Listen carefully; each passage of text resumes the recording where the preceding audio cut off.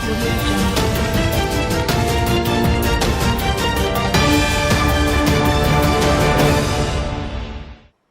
Selamat siang, kembali lagi bersama saya Leni Kartika dalam Exco Futures News. Berikut adalah berita seputar dolar dan emas untuk hari ini. Kurs dolar Amerika Serikat melemah lagi pada akhir perdagangan Rabu atau Kamis pagi waktu Indonesia bagian Barat. Data ekonomi Amerika Serikat yang umumnya solid dan perbaikan angka-angka di Eropa mengurangi daya tariknya sebagai safe haven. Namun demikian, prospek mata uang tetap positif mengingat resiko baru yang ditimbulkan akibat virus corona baru alias COVID-19. Dalam perdagangan sore, dolar turun 0,3% terhadap sekeranjang mata uang utama lainnya menjadi 97,15. Meskipun dolar telah bertindak sebagai mata uang aman bagi sebagian besar pandemi, fundamental Amerika Serikat juga memainkan peran utama, artinya dolar dapat menguat ketika data lebih baik dari perkiraan.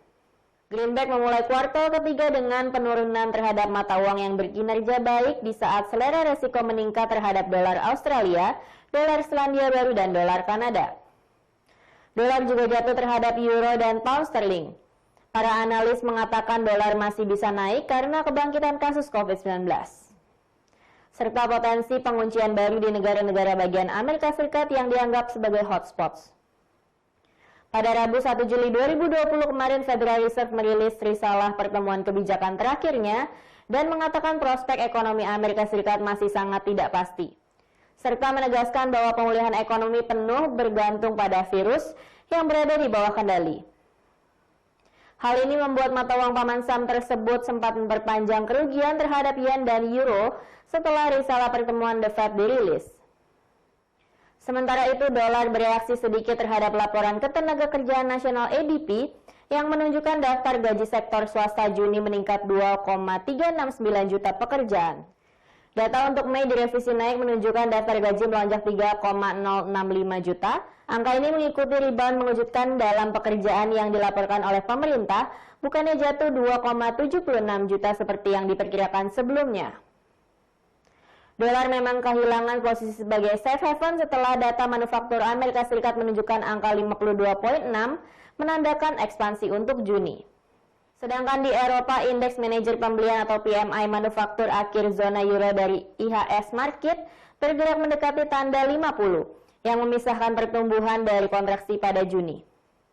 Euro sementara itu naik 0,2% menjadi 1,1248 dolar, mata uang tunggal menguap 6% terhadap dolar pada Mei hingga awal Juli.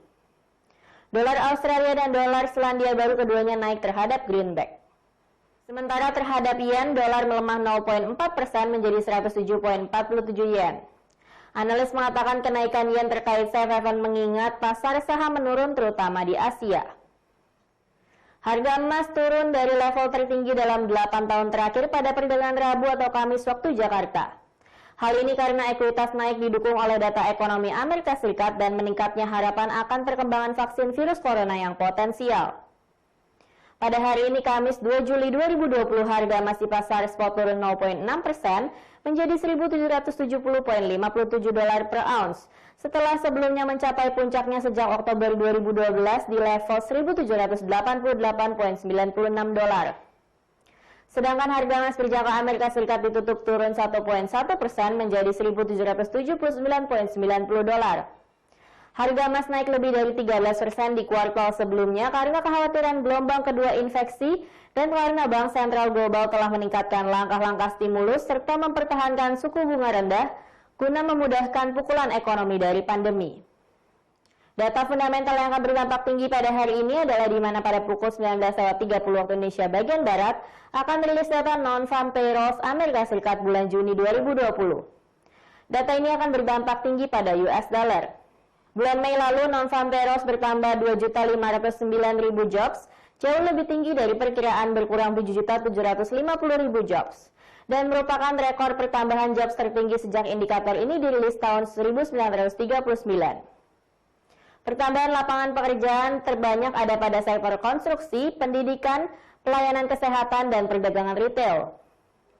Dengan dibukanya kembali aktivitas ekonomi yang berdampak pada ketersediaan lapangan pekerjaan, maka non-farm payrolls bulan Juni 2020 diperkirakan kembali bertambah sebesar 3.037.000 jobs. Sebagai catatan, perkiraan dari Automatic Data Processing Increment atau ADP menunjukkan pertambahan 2.369.000 jobs. Hasil rilis yang lebih tinggi dari perkiraan akan cenderung menyebabkan US dollar menguat. Pada pukul 19.30 waktu Indonesia bagian Barat juga akan rilis data upah rata-rata per jam di Amerika Serikat bulan Juni 2020. Data ini akan berdampak tinggi pada US dollar. Bulan Mei lalu, upah rata-rata per jam di Amerika Serikat turun sebesar 29 sen US dollar atau minus 1%, lebih rendah dari perkiraan naik 1%, dan merupakan rekor penurunan tertinggi sejak tahun 2006. Dalam basis tahunan atau year over year, data ini naik 6,7%, lebih rendah dari bulan sebelumnya yang naik 8%.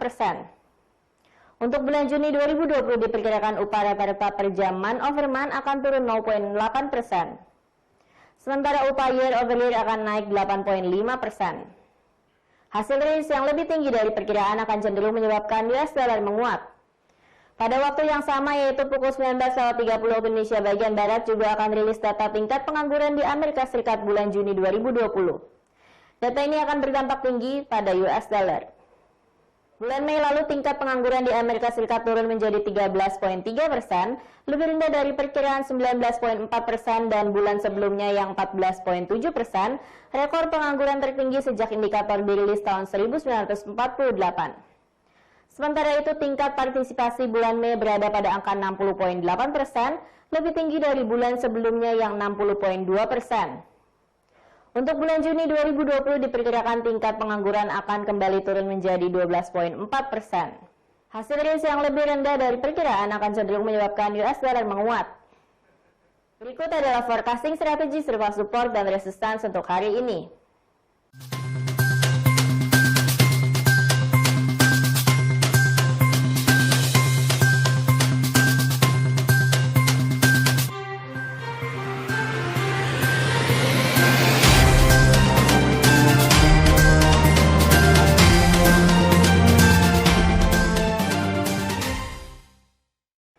Sekian berita untuk hari ini. Terima kasih atas perhatian Anda dan sampai jumpa.